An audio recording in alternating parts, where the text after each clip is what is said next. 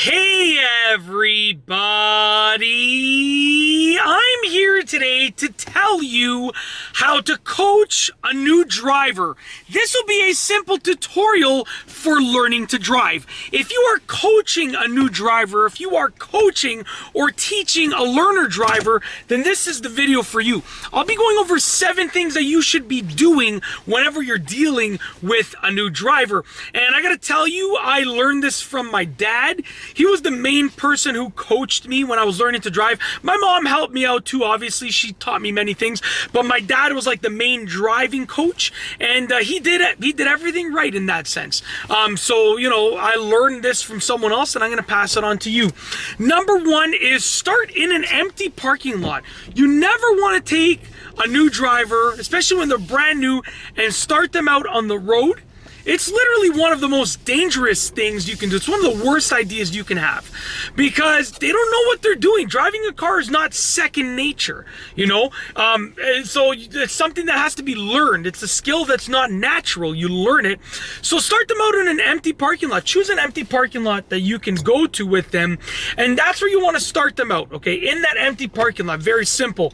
Number 2 is start out with the basics. You never want to go and start them off with something like parking or turning right and left or anything like that. You want to start them out with the absolute basics. So basically, like, you want to just allow them to accelerate slowly and brake. Just do that at the beginning. Accelerate slowly and brake. Then maybe steer to the right and steer to the left. That would be like the next level.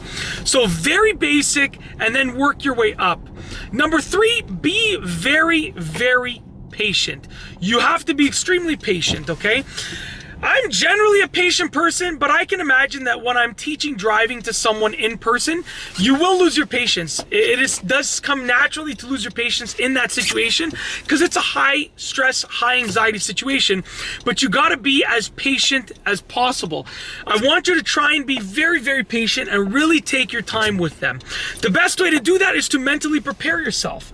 Say to yourself, listen, they're learning to drive. They're going to make mistakes. Let's make sure that no one gets hurt and nothing gets damaged. And as long as that happens, there's no reason to snap.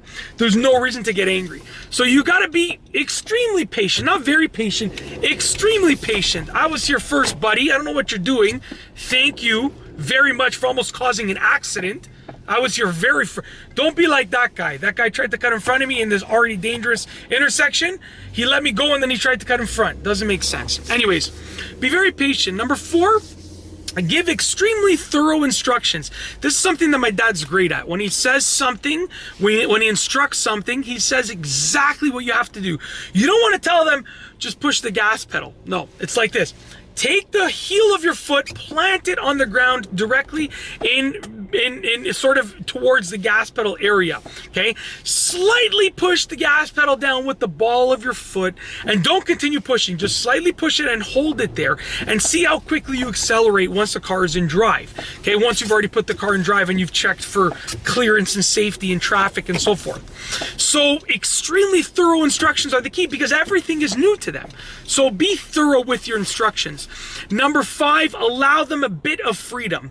You want to choose an empty parking lot so that you can instruct them at first and then give them a bit of freedom by saying, okay, why don't you just steer around this area right now and sort of feel where the tires of the car are. Feel the wheels of the car, as we like to say. You know, give them a bit of freedom because it will pay dividends in the long run. They're going to build confidence and they're going to gain skills and they're going to learn how to read the driving situation themselves. Number 6, teach them the basics about safety. One of the first things my dad did was he said, listen, drive, and when I say emergency, when I scream emergency, you got to slam your brakes. And there was no one else in the parking lot, obviously.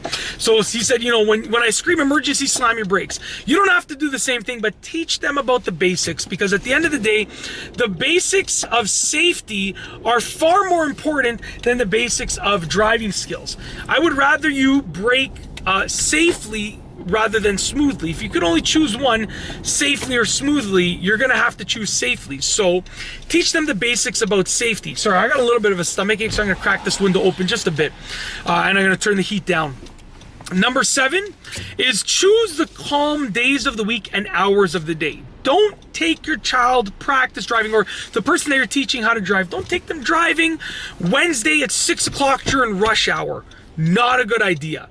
I'm talking about like Sundays, midday, in a parking lot of a store that is closed on Sundays. This way, there's like nobody around.